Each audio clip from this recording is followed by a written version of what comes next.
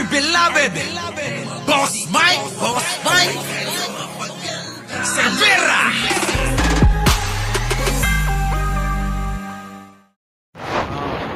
Dito na tayo. Kanino, Boss Mike? Dito sa isang abnormal pang isa. Di na nila alam kung anong gagawin nila eh. Pasok. Ito ng mga netizen sa social media. Sa totoo lang, etong mga nangyayari natin sa sa social media, yung same mistake na ginagawa ng mga pinklawan nung panahon ng 2016 to 2022. You know what's their mistake? Itong mga pinklawan, they all thought that their voices are loud. Ang naiisip nila, ito. Yung PDEA and drug issue ni BBM ay nakakatulong pa, o kung hindi man nakakatulong, at least gitna pa, agree ako doon. Pero ang problema ito, hindi na siya nakakatulong. Nakakasira na siya. Nung una, nakakatulong pa. Pero yung masyado nang iniimbentohan, masyado nang sinasalsal ika nga. Yan nga yung ginagawa nyo. Yan, parehas nga yung ginagawa ni Roque, di ba? Kakaimbento ng mga kasama mo eh. Alam nyo, sa totoo lang, sino kaya paniniwalaan ng mga DDS dito sa mga kakampi nila? Kayo mga kababayan, sino kaya ang paniniwalaan? Si Roque, si Banatbay, o si Panelo? Pare-pareha sila, iba-iba na sinasabi eh. Hindi na siya nakakatulong. Nakakasira na siya sa panawagan natin. Nakakasira na nga eh.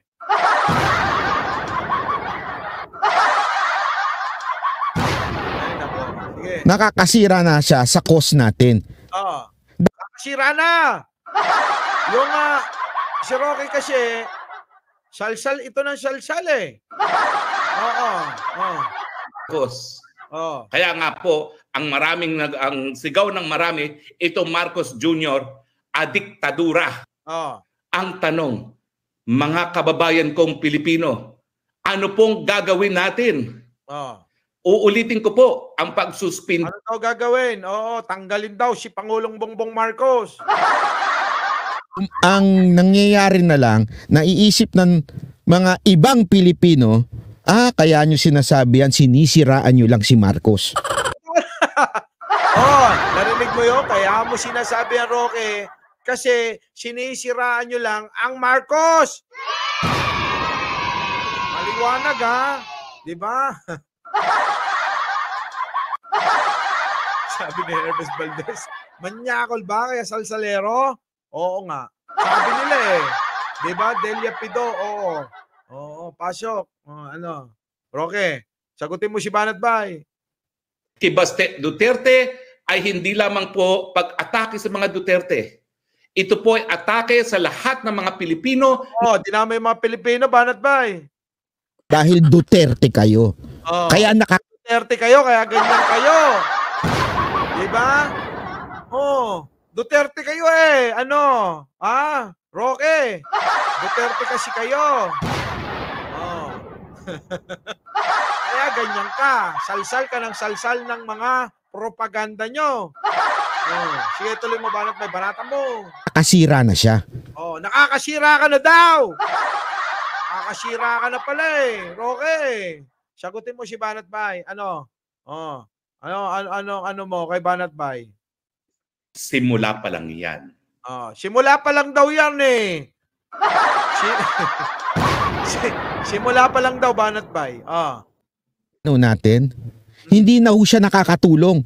Hindi na pala nakakatulong eh. Kaya lang simula pa lang daw.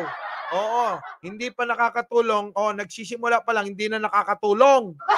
Ano yung Roque? Sagutin mo si Banatbay. Diyan, ang pagpapakulong kay PRRD at siyempre, dahil hinabo nila si VP Sara, ang pagpapakulong kay VP Sara. Ipapakulong daw, Banatbay. Niisip lang nila, kaya tayo nagsisisigaw dito dahil gumaganti lang tayo kay Marcos. Yun naman pala. Kung saan? Diba? Gumaganti lang pala kayo kay Marcos eh. Iba-iba sinasabi nila mga walang yan. Ria Hernandez, Dudes Belly, cheese, Musha, mga Duterte addict. Oo, matulog at kumain naman kayo bago mag-vlog. Oo nga. Di kayo natutulog, di kayo ay nako, busog pa raw sila. Dahil yung nakuha daw ng panahon ni Pangulong Bongbong Marcos, abay, mamanahin pa raw ng mga kaninunuan tuloy. Hanggang sa mga apo nila. Kung magkakaapo sila, paano magkakaapo si Banat Bay? Mukhang baog yata ito. O talagang badiday. Diba? Anyway, mga kababayan, Teresita Tan, good morning. Late ka na. Joey Sabalboro, Hermes Valdez, Aichang, maraming salamat. Edward Porlay, Lace Classic, at siyempre si Perdi Boy, nandiyan na. At si Jasmine Ines Hidalgo, Victoria Valdez, sa inyo pong lahat. Opo, muli, ako po ang inyong lingkod. Walang kaduda-duda. Opo, hindi nagtitikol. Oo, dahil may jowa. Opo, Mike Cervera po. Oo, Sank Freud at saka si Joseph Bangog. Mike Cervera po lagi nagpapaalalang mahalin natin ang ating kapwa. Pagdasal po natin lagi ang ating bansya. Edgardo Sembrano. Aichang Bing Ibanez. Elip Sanchez. Ang susunod na kanta ay patungkol sa mga hinayupak na mga kalaban ng gobyerno.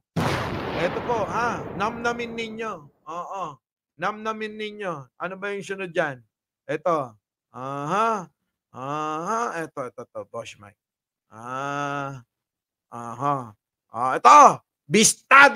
Bistado namin kayo sa mga galawan nyo. Pasok!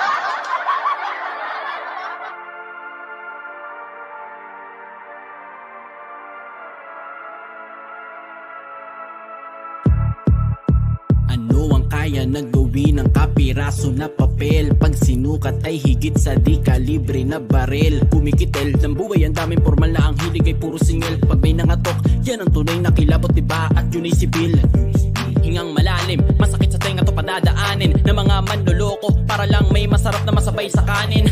Pag di pumarehas, malilandas mong tatahakin. Sa mesa, daming putahe, sayang naman yung iba kong aamagin. Di dapat natularan kasi yung tira mo'y puro alanganin. Kung ako sa'yo, mahiya ka sa amin, meron din naman kaming alalahanin. Sobra ang yung pagnanasa, anong pakiramdam ng manggamit sa panloloko ka adik? Bakit? Di mo ba kayang kumahik? Oo, magaling ka nga bumitaw ng mga salitang nakakaakit. Kaso lang malas mo'y sumapit. Ano ka? Nino ka ngayon nalapit? Ito ay aral para lang masabing dami nagkukunwari. Pakibulong mo sa akin sakali man kung may nasabi nga ba akong mali. Kahit saan mang larangan na siyang mandaraya, kailanman ay di nagwagi. Kulungan na lang ang magpapaliwanag sa'yo, hintay lawag magmadali. Pakinggan mo ang awiting para lang sa iyo, na hindi lahat ng tao'y maguguyo mo. Gusto ko na ang lahat ng mga galawan mo.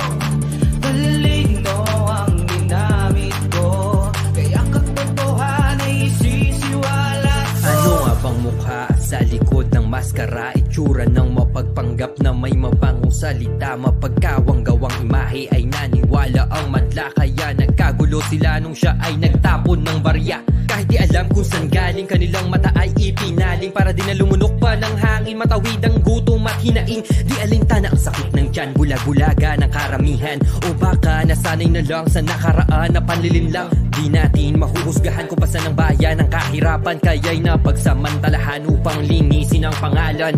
Planchadong mga kwelyo, magarang mga oto, magandang mga kwento. Yung iba ay inimbento. Meron ka ba ng sustento? Pag ang suporta mo diretso, maaakit sigurado sa enggrande ng regalo. Ganyan magtago at magsipanggap ang mga taong makabalang balat. Akitin ang mga salat at magustuhan sila ng lahat. Pero ang tunay na may kasalanan ay di na makakaligtas. Dahil sa gawain na mapanlin lang, maaga ka tuloy na mapipigtas. Pakinggan mo